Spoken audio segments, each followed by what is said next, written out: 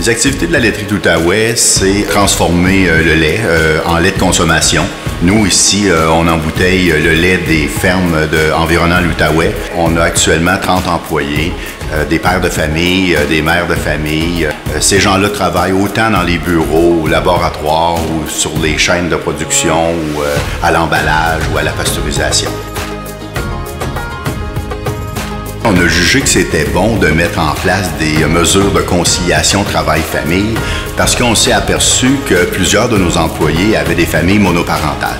Parce qu'on voyait que ces gens-là avaient des besoins spécifiques concernant la famille. Ils avaient besoin du temps pour vaguer à les occupations familiales. Alors, comme on considère tous nos employés avant tout comme des êtres humains, on a mis un 40 heures à leur disponibilité qui peuvent utiliser un peu n'importe quel temps dans l'année, soit une heure à la fois, soit une journée à la fois. Ces mesures de conciliation travail-famille n'affectent pas leur paye. Dans la société d'aujourd'hui, le temps est un enjeu. Les gens ont besoin de temps. Et le fait de mettre en place des mesures de conciliation travail-famille qui vont donner du temps pour être en famille vont être un plus pour les travailleurs, mais aussi pour l'organisation.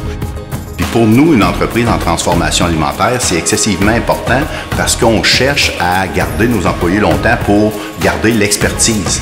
Parce que toute la question de transformation alimentaire demande beaucoup d'expertise à l'interne.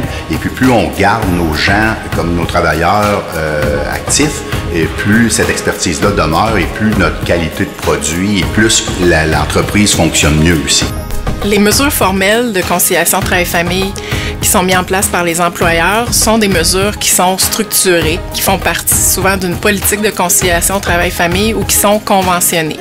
Donc, l'important d'une mesure formelle, c'est qu'elle est écrite et donc qu'on peut s'y référer et ce qui fait en sorte que tout le monde a le droit au même traitement lorsqu'il s'agit de conciliation travail-famille. Maintenant, la relation employeur-employé a beaucoup évolué. Puis selon moi, il faut considérer les employés avant tout comme des collaborateurs et puis comme des gens qui nous aident à faire notre travail. Je dis souvent que les employés ici sont plus importants que moi parce que moi-même, si je ne suis pas là une journée, l'usine continue de fonctionner, tout fonctionne bien.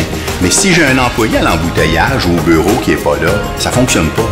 Moi, c'est à partir de là que je considère les employés plus comme des collaborateurs et puis j'essaie beaucoup de les insérer dans la dynamique de la gestion de l'entreprise. Rarement, je vais dire, c'est ma laiterie, c'est notre laiterie. On est tous dans le même bateau. C'est dans ce sens-là que moi, je travaille.